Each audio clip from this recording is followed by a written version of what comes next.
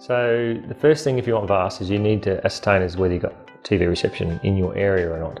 So you can, a couple of ways you can do that. You can go online and go to the Digital Ready website, and it'll give you a graph, or like a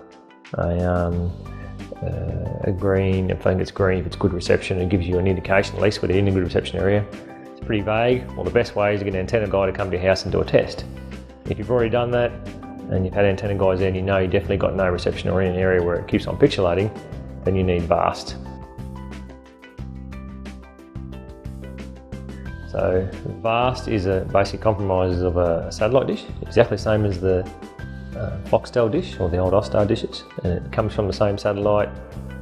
It's almost the same, as a set-top box, same cabling. So essentially, if you haven't got Austar on, you're supposed to get permission from Foxtel to use their dish, but you know, once it's installed in your house, it's yours. So if you go and buy a VAST box from somebody like us who sells VAST boxes, you can essentially put a VAST box on a Foxtel system and it will work straight away. You wouldn't have to do anything, buy the box and plug it in. And generally you'll get all the Goes and Gems, 7 mates all the same, but you don't get 9 and 10 like you would traditionally get in Brisbane or a city. It's called Imparsia. Now Imparsia is a combination of 9 and 10, has ads from up in Northern Territory, but you get all the major sport, the major TV shows, they just combine it together. Channel 7 is called 7 Central, and it's from up north as well, so it's pretty much exactly the same as you get down here, same news. For your local news, say if you're in the Toowoomba area or in a regional area, then your WIN news, you still can get it. It's on a separate channel, so the news, they have a news channel designated for news. During the day, there's nothing on it, just shows a bit of music, and then at night time the news all starts at, I think it's 5:30, and they have every half an hour the news from each area. So you have to go onto that channel and have a look when your news is for your area, and go, okay, my news is replayed every night at 7 o'clock, or it might be replayed every night at 8 o'clock. And you watch a half an hour of local news. So they have a news channel designated for that, and each area is just one after the other.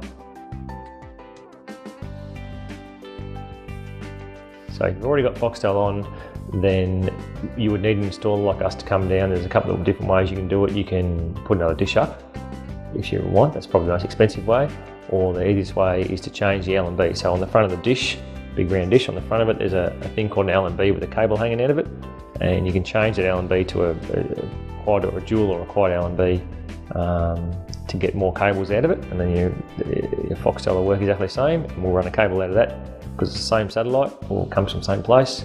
Run a cable from there down to your TV point, and you can then hook a VAST box up off the same dish. So you still need some cost. You need the L&B, and depending on what type of L&B, they're $100 to $150 for an L&B, and then you'll need obviously the cabling installed, and then the VAST boxes.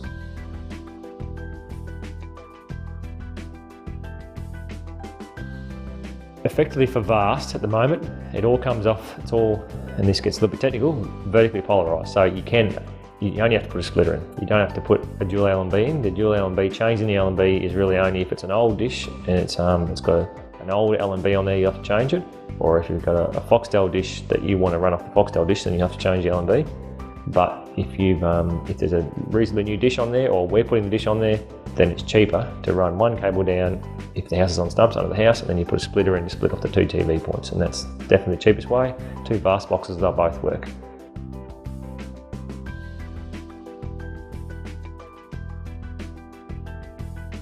So yes, VAST will pixelate and break up if there's a big storm above you, and that's pretty much the only time it goes to the stars, goes through the clouds.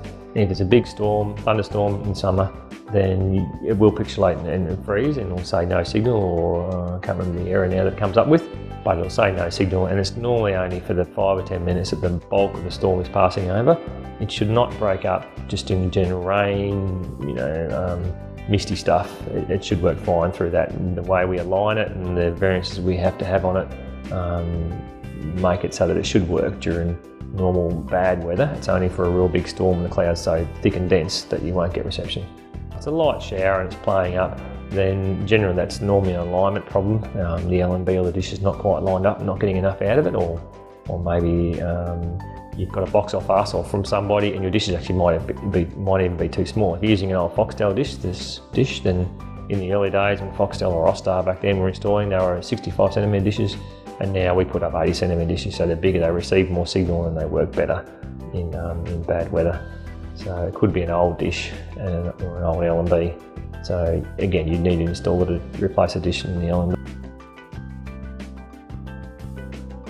So approval for VAST, no, you don't anymore. You used to have a whole heap of forms and jargon, but not anymore. If you're in a poor reception area, you can get it. In fact, you can probably pretty much get it wherever you want, but it's supposed to be in poor reception areas. And you wouldn't want it in town where you can get reception to the tower anyhow, because you've got to buy a set-top box. So it is more costly, because every TV point has to have a set-top box. So yeah, if you can get free air reception off the tower, then that's definitely the cheapest way to do it. If you're in an area that's poor reception, then VAST is the only way to get reception. So the smart card comes with a box. Yes, it'll have a smart card in it. Looks exactly, probably looks a bit like a Foxtel box, I suppose, and it's a decoder about the same size, and it's got a smart card, little thing in the front, but the smart card is matched to that box. So you can't take the smart card out and put it in another box, and certainly can't take it out, it won't work without it. So essentially you won't never have to touch it. It comes with it, you get it registered, it works within normally 24 hours, and you don't even really need to touch that smart card. Forget it's even there. Registration process is online. You can do it via paper and fax it away, or you can go online, and it's really simple. The Digital Ready website has a link to VAST activation. Fill out the form online, and you put your serial number for your smart card in there, and you don't have to take the smart card out, because the serial number for the smart card is written on the box that your VAST box your set-top box came with. It's written on the box, so you just type that number in the activations, and normally overnight. In fact, it normally happens quicker than that. It normally happens within a couple of hours, but sometimes overnight. They say minimum overnight or 24 hours, so you'll have all the channels going. So cost-wise, if you wanted to go from scratch, you can't use your Austar, you haven't got a Foxtel dish on the roof, or you can't use it for whatever reason, then generally within the 30k radius it's about $880, and that includes the dish, 80 centimetre dish, the mount for the dish, the L&B, cable down to the TV, the labour to cable it all, and one VAST box. Now, so that's what I set up to one TV. In a poor reception area, you're going to spend $600 odd minimum on your antenna system anyhow, so $800 to $900 is that extra little bit for that set-top box. Now, the expensive part, unfortunately for VAST, is that you need a set-top box for every TV that you're watching. So if you've got two TVs in your house and you want them both going, then you need two VAST boxes, and the VAST boxes themselves are 270 plus tax, so $297, which then you put another basically $300 on top of that, $880, $900, so you're looking at about $1,200 then. And each TV needs a VAST box. That does become expensive a little bit, so you've got to weigh up then, do you really want to watch TV on that one, or how you want to go about utilising your TVs in your house.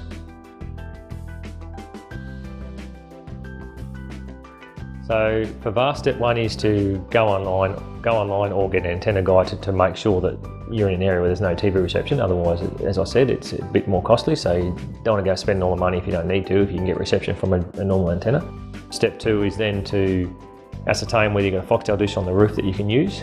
And step three is then to buy a VAST box if you have got a Foxtel dish you can use, or if you haven't got a Foxtel dish, then you would need to either buy a VAST box and buy the kit and try and install it yourself, which is very hard to align a dish. It's how many kilometres, 30, 40 kilometres away, or how far away it is, so it's not easy, and even for a trained installer, it can still be a little bit time consuming to line the dish up. It's probably the hardest part. So step four is activation. So once it's installed by you or whoever, it needs to be activated, which is the online part, and then straight away you should be able to get the ABCs and SPSs because they're free.